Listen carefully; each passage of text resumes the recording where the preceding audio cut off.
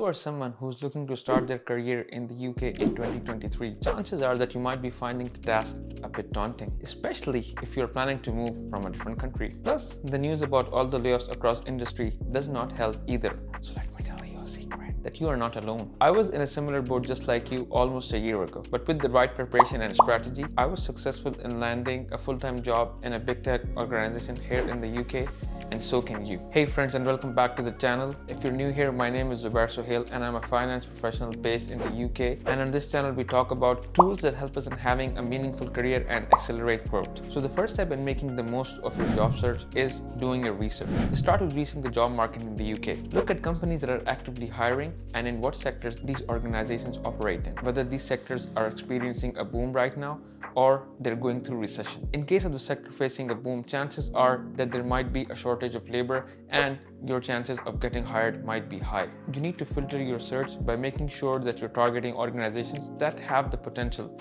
to give you a sponsorship work visa. And one way of doing this is by doing a simple search on LinkedIn. You can look at companies that hired the most people in the last year or so in the UK, and then you can look at the profile of those people that were hired, that whether they were hired locally or they were hired internationally. Chances are if those people were hired internationally, they were sponsored by the organization, and this will show you that which companies have the potential to give you a sponsorship visa. And speaking of LinkedIn, and this brings me to my second most important point of the UK job search, which is having a rock solid LinkedIn profile. I have been speaking about this in my previous videos as well on this channel. You can check out that video, how you can improve your LinkedIn profile.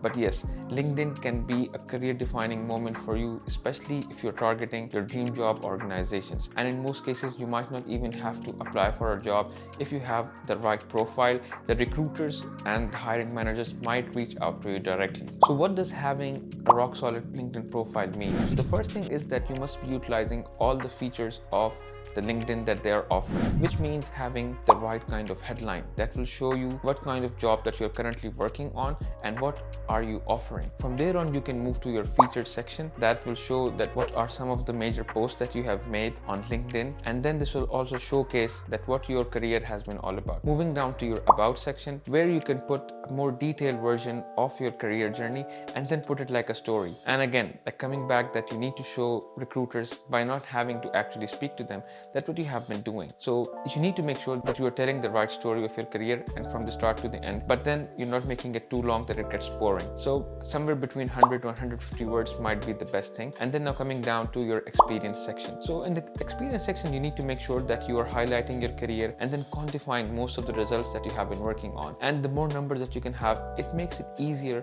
for the recruiters to make sure that what kind of person that they're looking for and on what magnitude you have been managing the work at your current organization.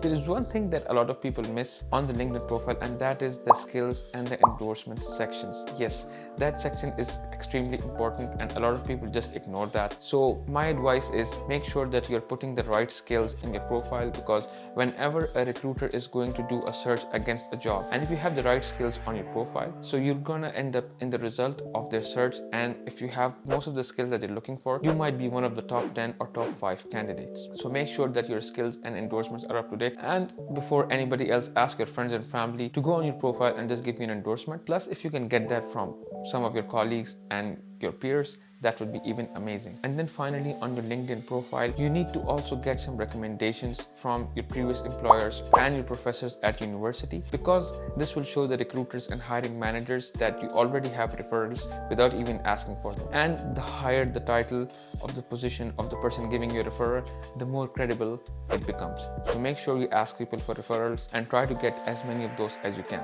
For candidates that are fresh graduates or still studying at a university, my advice is not to get intimidated by the experience section and try to make sure that you can use some of your projects or coursework to show recruiters and hiring managers that what you have been working on during your university. And feel free to be as visual as you can be with it. You can add PPTs, you can add PDFs, and in some cases, if you have a short video, feel free to do that. You need to show that you are the right person to do the job, even though you don't have the experience, but by showing that you have the right kind of attitude, a lot of recruiters and hiring managers will be inclined to give you a a chance and call you for an interview. And also having the right profile on LinkedIn gives you a chance to network. And yes, networking is extremely important when it comes to getting a job, especially in a different country and if you're trying to change organizations. And there are a lot of big organizations that have started relying mainly on referrals. When somebody refers you to their organization, your chances of getting hired increases by 50%. And that is mainly because the person who might be referring you might have a goodwill, and the company will be more inclined to get you as they already know that somebody is vouching for you. And when I say networking, people in some cases take it the wrong way. They just want to connect with people that they already know, or in some cases people just go the entire opposite direction and they start connecting with every random person that they find on LinkedIn. And in my personal opinion, either of these two strategies is not right. You need to connect with the people that you already know, but then you also need to make sure that you're adding people outside of your network so that you can grow your following on LinkedIn and then your profile becomes visible in that market. So let's say if you're someone who's applying to the UK from Saudi Arabia, make sure that you have started connecting with people in the UK market, and that will start giving you more exposure that what is happening in the UK market and what is the job trends looking like. And once you started connecting with those people, just don't sit on their profile without making any sort of impact or contribution. The one thing that I see a lot of people do is that either as soon as they connect, they would just send out a message and ask the person right out for a referral or a job at their organization, which is not right. Unless the person knows you to a certain extent, they might be hesitant to give you a referral. My advice is that before making that move, once you have connected with that person, look at the kind of posts they are engaging with on LinkedIn and then start making your contribution to those posts. If they are posting something about their organization, and then if you know something about that, then you can go and make a meaningful comment that would show them how you are as a professional. This will show the kind of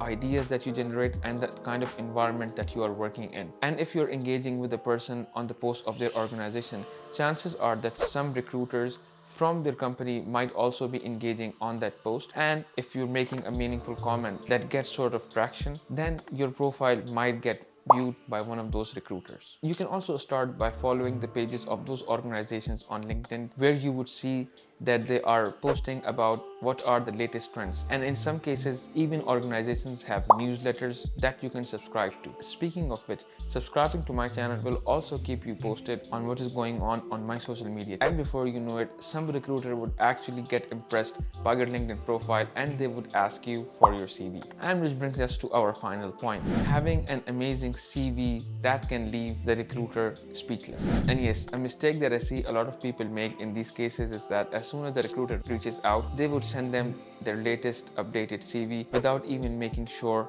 what the requirement is or what the recruiter might be looking for. So my advice is, as soon as you get this message, a good place to start is ask the recruiter what they're looking for. And in some cases, you can even directly ask outright what is the kind of CV format that they might prefer or their organization might have a preference towards it. Or if you can get the job description from them, you can update your CV according to what they might be looking for. So it's always a good idea to ask beforehand about the requirements of the recruiter and the organization. And in some cases, if you are feeling a bit hesitant to ask the recruiter, a good thing would be to do is ask your network. What is the kind of CV that this organization might prefer? Also, it is a good practice to look at what kind of CV works in the region, especially if you're applying internationally. In a lot of cases, I have seen that the CV that you might be using in your native country might not be the best one for the international country where you might be applying to. So my advice is make sure that you have all of these things covered, and by following these steps, you will be well on your way in getting an interview call for a job at your dream organization. And if you haven't already, you should check out